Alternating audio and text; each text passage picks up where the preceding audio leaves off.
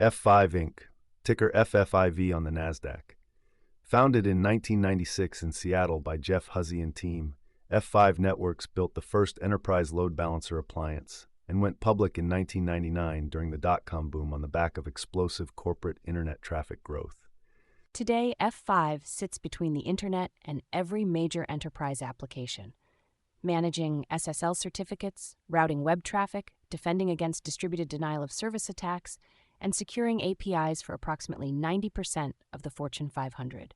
The company's strategic history is one of consistent adjacency expansion. SSL acceleration was added in 2004. The Big IP platform achieved roughly 50% of the global application delivery controller market by 2008.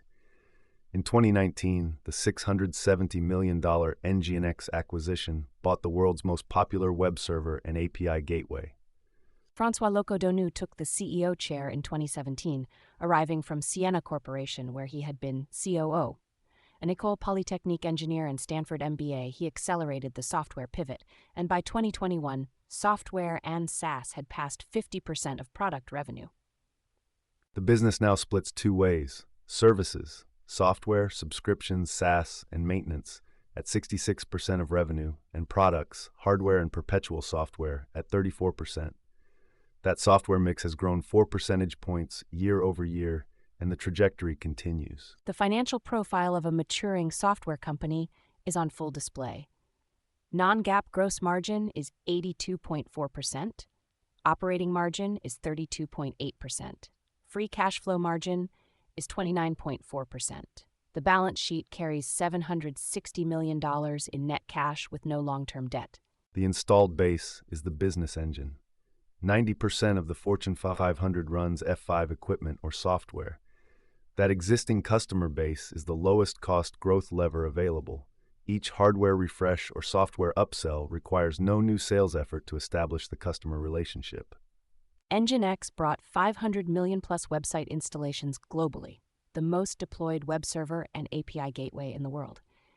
Every application running on NGINX that needs security, load balancing, or multi-cloud delivery is a natural FF5 upsell conversation. On the competitive radar, F5 scores 90 on gross margin and 88 on installed base, leading the peer group.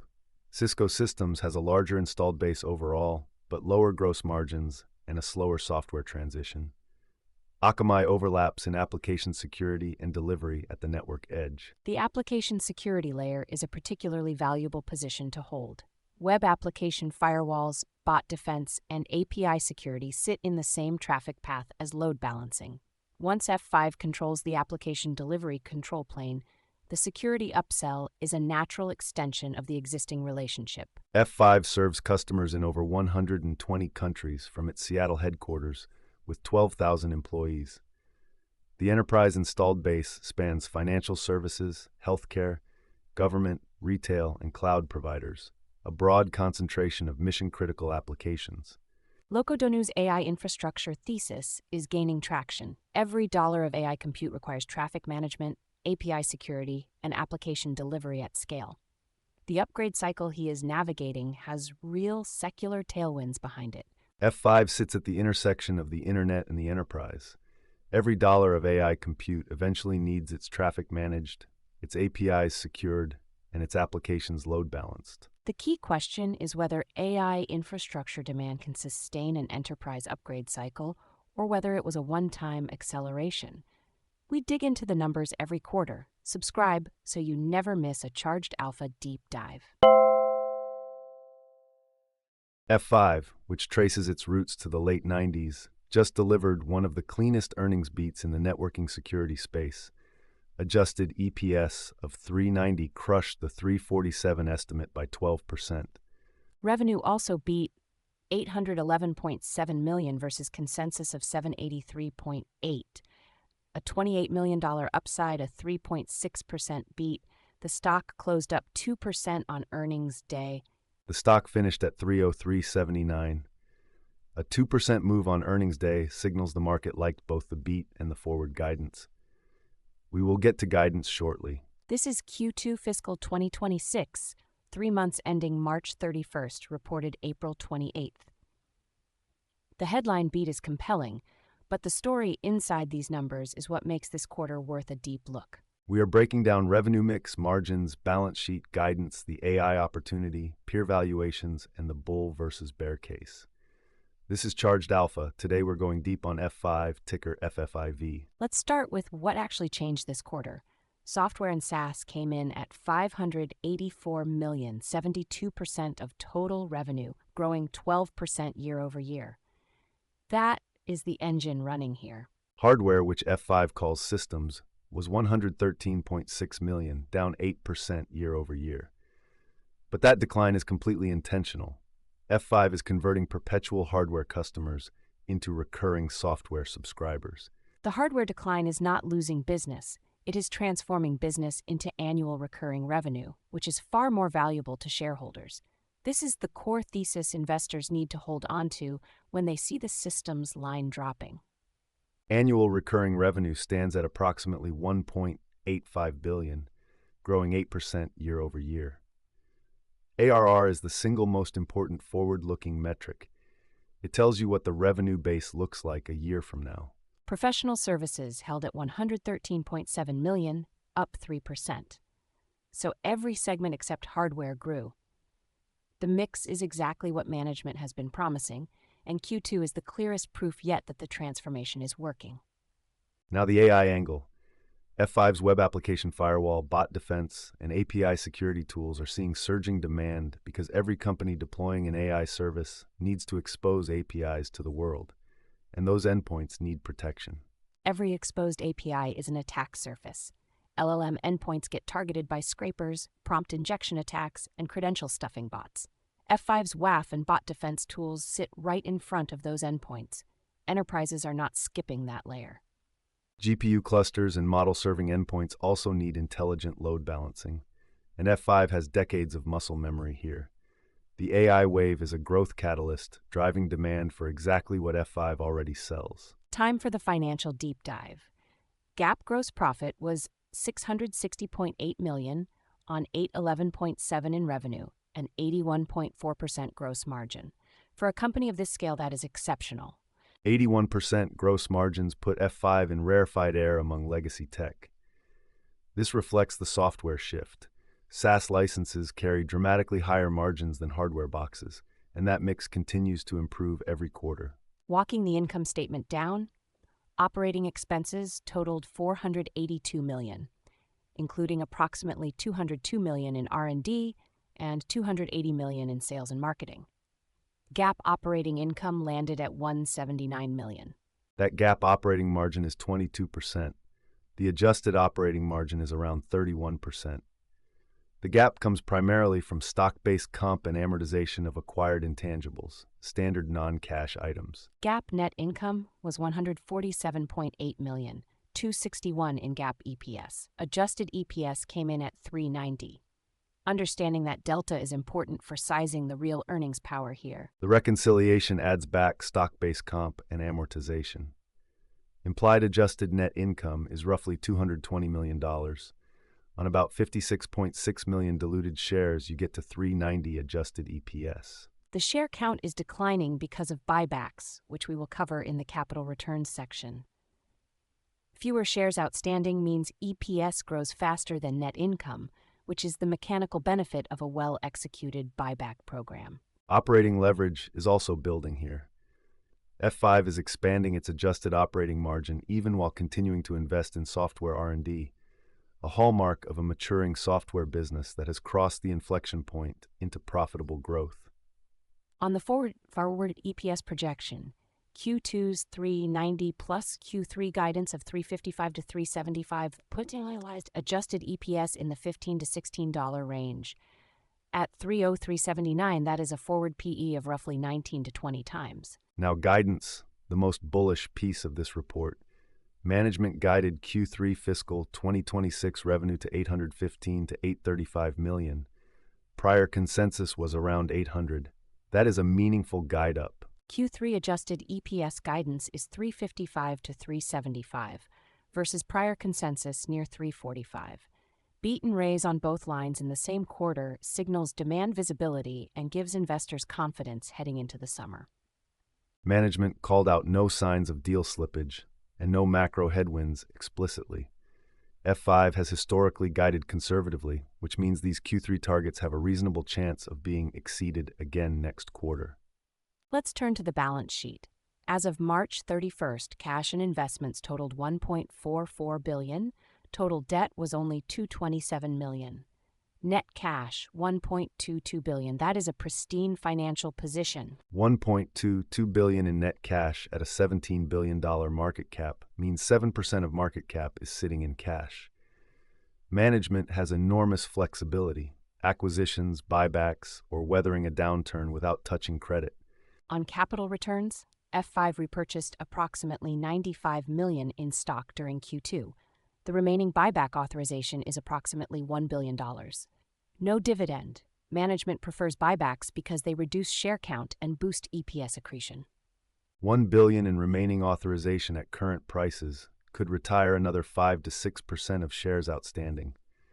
Compound that accretion over multiple years alongside earnings growth, and per-share EPS power builds meaningfully. Total assets are $6.5 billion. Total equity, $3.65 billion. Debt to equity is roughly 6%, no leverage risk. Compare that to growth peers running negative equity or carrying large convertible debt loads. The net cash position means F5 can make tuck-in acquisitions in AI security without diluting shareholders. API security startups, AI traffic observability tools, machine learning threat detection engines all sit directly adjacent to F5's existing product suite. The TAM for AI-adjacent security, API gateway security, bot management, intelligent traffic management is expanding fast. Industry analysts estimate 15 to 20% annual growth through the rest of the decade, driven by AI service proliferation. F5 Distributed Cloud is the vehicle for capturing that TAM. Networking, security, and application delivery in a single cloud-native platform. Enterprises manage on-premises and cloud workloads through one unified control plane, which raises switching costs significantly. High switching costs matter enormously for multiple expansion. Once you are running enterprise-scale application delivery through F5, ripping it out is a multi-year project. Low churn supports ARR compounding and makes the revenue base highly predictable. Free cash flow generation underpins all of it. Software businesses with 81% gross margins and low capex intensity are cash machines. F5 converts a high percentage of adjusted net income into free cash flow, funding both buybacks and strategic optionality. Return on invested capital, adjusted for the large cash balance, is considerably stronger than the headline ROE suggests. The core business is highly efficient at deploying capital, another indicator that the software model is firmly established. F5 trades at 5.3 times trailing revenue, looks cheap against rivals including Palo Alto Networks, Fortinet, and Zscaler. PANW is at 15.2 times, Fortinet at 12, Zscaler at 18.5. Those are enormous gaps. That valuation discount is the central Wall Street debate on FFIV. 22 analysts cover the stock, 13 rate it buy, 8 say hold, 1 rates it sell. A moderate buy consensus with a price target around $325. $325 implies 7% upside from $303.79. Not a screaming bargain, but price targets lag when a company is mid-transition. F5's full software earnings power is not yet in consensus models. The discount is stark. F5 at 5.3 times revenue versus Palo Alto at 15 times. F5 at 19.5 times forward earnings versus Zscaler, which lacks consistent GAAP profitability. F5 earns real money today. The bear argument, F5's 6 to 8% revenue growth cannot command the same multiple as Zscaler at 22%. Fair.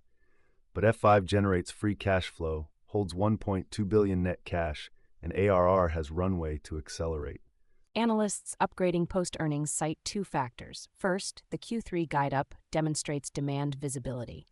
Second, management referenced specific AI customer conversations on the call, de-risking the thesis from hypothetical TAM to actual enterprise buying behavior. The adjusted operating margin of 31% is best in class for the application delivery and security category. Many comparable security vendors are still burning cash. F5 has already crossed the profitability threshold and is expanding margins while investing. EV to EBIT at 10.8 times is remarkably cheap for 81% gross margins and positive free cash flow. That multiple fits a slow-growth industrial, not a software platform, with AI tailwinds. Price to book is approximately 4.7 times, reflecting IP and customer relationships, not on the balance sheet. The market is still applying a legacy hardware discount to a company that has substantially completed its software pivot. Let's do a real peer comparison. Palo Alto grew revenue 14.5% and trades at 15.2 times revenue. F5 grew in the mid-single digits at 5.3 times. PANW commands a large growth premium. Fortinet is the more interesting comparison. FTNT is profitable, like F5, growing at 12% and trading at 12 times. If F5 accelerates ARR to 10 to 12%, the multiple re-rating case gets significantly stronger. Zscaler is the most extreme comparison, growing 22% annually at 18.5 times revenue without consistent GAAP profitability. The market pays a massive premium for ZS's growth trajectory and cloud-native positioning. F5 actually makes money. Adjusted EPS of $3.90 this quarter, free cash flow funding a $1 billion buyback, potential M&A capacity. Investors who prefer profitability over growth optionality will find F5 more attractive than ZS at current prices. There is also a strategic moat argument. PANW and ZS are primarily cloud-native security platforms, but they lack F5's deep application delivery expertise built over decades. F5's enterprise relationships give it a natural upsell path newer entrants are still building. The overlap risk is real. PANW is expanding into WAF through Prisma Cloud. If PANW competes directly on WAF pricing to win platform deals, F5 could face new logo pressure. Investors need to price that risk honestly. But here's the counterpoint. In many large enterprise deals, F5 and PANW coexist. Enterprises evaluating broad security stacks often want best-of-breed application delivery alongside a security platform. Competition is real but not existential for F5's installed base. The peer comparison supports a thesis that F5 is undervalued. The hardware discount is real but shrinking. ARR is growing, gross margins are exceptional, and AI demand is a genuine catalyst. No peer comparison fully captures yet. Now, risks. The most obvious is the pace of hardware decline. If systems revenue falls faster than software grows, overall revenue growth looks worse than the underlying business actually is. The mix math can obscure good software execution temporarily. Second risk, competitive displacement in WAF. Cloudflare, Imperva, PANW, and AWS WAF all compete here. If F5 loses enterprise WAF renewals to these alternatives, it hits both revenue and AR growth simultaneously, a compounding negative. Third risk, macro sensitivity. Enterprise software spending is not immune to recession. Security tends to be protected, but application delivery tooling is more discretionary. Deal slippage, not cancellations, is the real scenario to watch in a slowdown. Fourth risk, cloud pivot execution. F5 distributed cloud is younger than entrenched competitors. If enterprises opt for AWS or Azure native application delivery instead, F5's addressable market could shrink faster than the AI tailwind expands it. Now, catalysts. The biggest near-term catalyst is ARR acceleration. If growth moves from 8% toward 10 to 12% over the next 2 quarters, the narrative shifts from value at a discount to growth at a reasonable price, a meaningfully higher multiple territory. AI security is the medium-term catalyst. Every AI deployment adds demand for API security and application delivery. If F5 starts breaking out AI-driven revenue metrics, that could be a major re-rating moment. The capital return story is an ongoing catalyst. $1 billion in buyback authorization at a $17 billion market cap could retire nearly 6% of shares outstanding. Accelerating buybacks on any stock weakness amplifies the EPS accretion story considerably. A strategic acquisition is on the table. With $1.44 billion in cash and minimal debt, F5 can make tuck-in deals in API security or AI observability without diluting shareholders, expanding the TAM narrative meaningfully. Let's put numbers on the bull and bear cases. Bull case. ARR accelerates to 10 to 12% annual growth, AI security demand drives software upside, and the market re-rates F5 from hardware discount to software premium. In the bull scenario, 7 times revenue, still far below Fortinet at 12 times, on a forward run rate near $3.4 billion, gets you to roughly 380 to 420 per share, 30 to 38% upside. Bear case, hardware decline accelerates to 15%, PANW takes share in WAF through aggressive bundle pricing, overall revenue growth drops to 2%, and the market compresses the multiple to 4 times revenue, roughly $240 per share. The risk-reward, roughly 30% upside in the bull case versus 21% downside in the bear case. That 1.4 to 1 asymmetry is reasonable for a profitable software company with a clean balance sheet and AI tailwinds. The why now is clear. The Q3 guide above consensus removes the execution risk that has capped the multiple. AI security demand is just beginning, and FFIV has underperformed broader tech, leaving valuation at a historical discount. Catalysts are stacking: a beat-and-raise quarter, above consensus guidance, steady ARR growth, and an AI demand story validated each quarter. F5 just needs the software pivot to keep executing at Q2's pace. This episode is for informational and entertainment purposes only. Nothing said here constitutes financial advice, a recommendation to buy or sell any security, or an offer of any kind. Always do your own research and consult a licensed financial advisor before making any investment decisions. Charged Alpha does not hold positions in any securities discussed unless explicitly disclosed. That is a wrap on F5, ticker FFIV. Beat quarter, clean balance sheet, AI tailwinds building, and valuation that still has room to re-rate. I am Hudson, she is Lana. This has been Charged Alpha. See you next time. Ooh-wee-doo! That ticker tape starts dancing fast. A bull market thrill that's built to last. Dividends are ringing up the swing. Listen to that sweet ka-ching. It's a Wall Street swing. That fast-paced rhythm makes you sing. Yeah, the Wall Street swing.